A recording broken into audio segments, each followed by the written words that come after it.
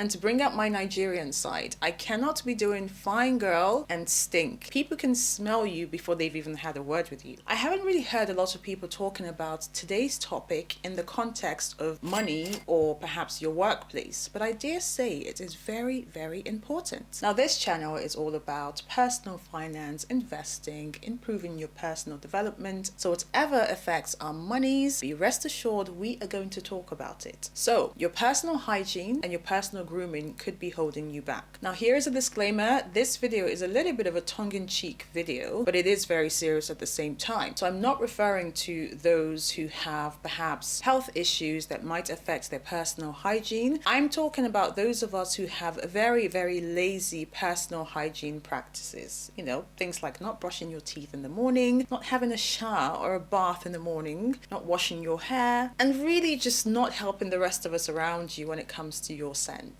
Here's a true story as to why your personal grooming, particularly how you're put together at work, how you present, could be holding you back from opportunities. About 16 years ago, I worked for one of the top investment banks, and I had a lovely, wonderful, beautiful colleague. In terms of personal hygiene, she was perfect, nothing wrong there. But I remember one year when we had our reviews, our annual reviews, and she was desperately hoping for a promotion that year. So she went through her review, she came out of the room. I said, well, how did it go? She said, I didn't get promoted. And I said, why? What happened? And she looked at me and she said, I was told I don't look the part.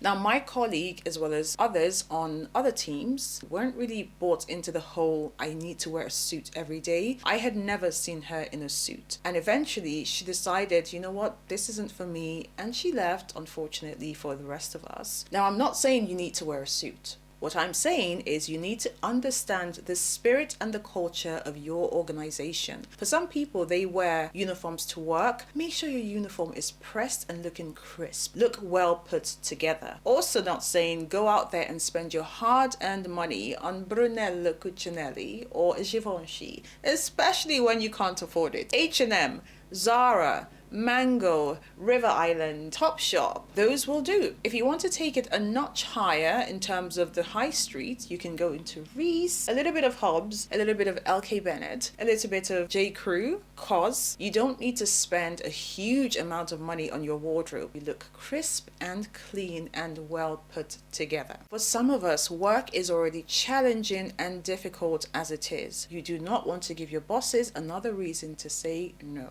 I personally invest heavily in my scents. My scent is my signature. And to bring up my Nigerian side, I cannot be doing fine girl and stink. Those two things do not go hand in hand. Think about it. Your scent is your essence. The way you are groomed, the way you present, that's your profile. That's what people see even before they speak to you. People can actually smell you before they've even had a conversation with you. And sometimes, if you smell great, it's a nice conversation starter. Now, here's another personal story. During the pandemic, we had to go into work off and on. And one of the days I went into work, I had just invested in a new scent. Here's a pro tip. If you want a signature scent, try to mix two scents together. No one can easily replicate your distinct or unique scent. So I had given myself a little bit of a treat for my birthday. And my colleague walked in and he said, somebody smells like money. And I said, oh hush, it's me natural scent, me natural, how you say, fragrance. But he went on to ask about what I was wearing and said, look, it smells $1 million.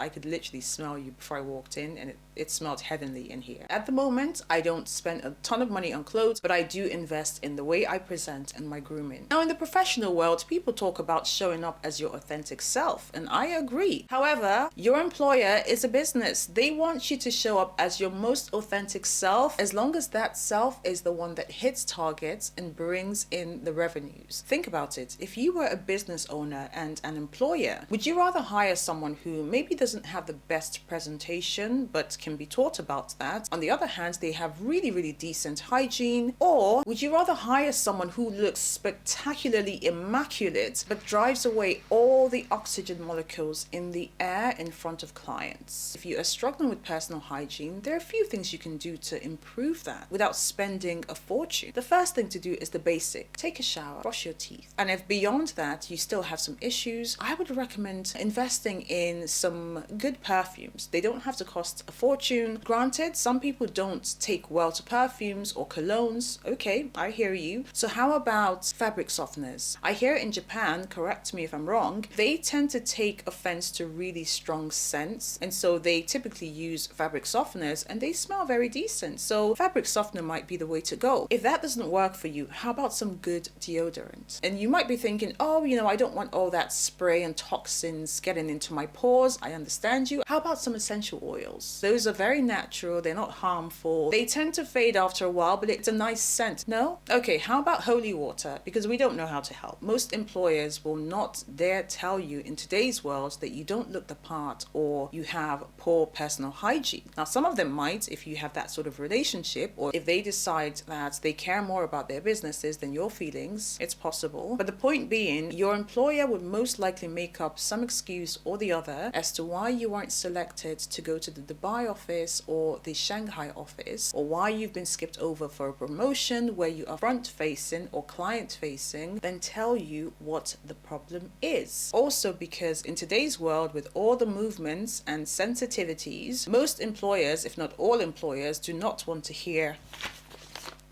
"You've been subpoenaed. I'll see you in court."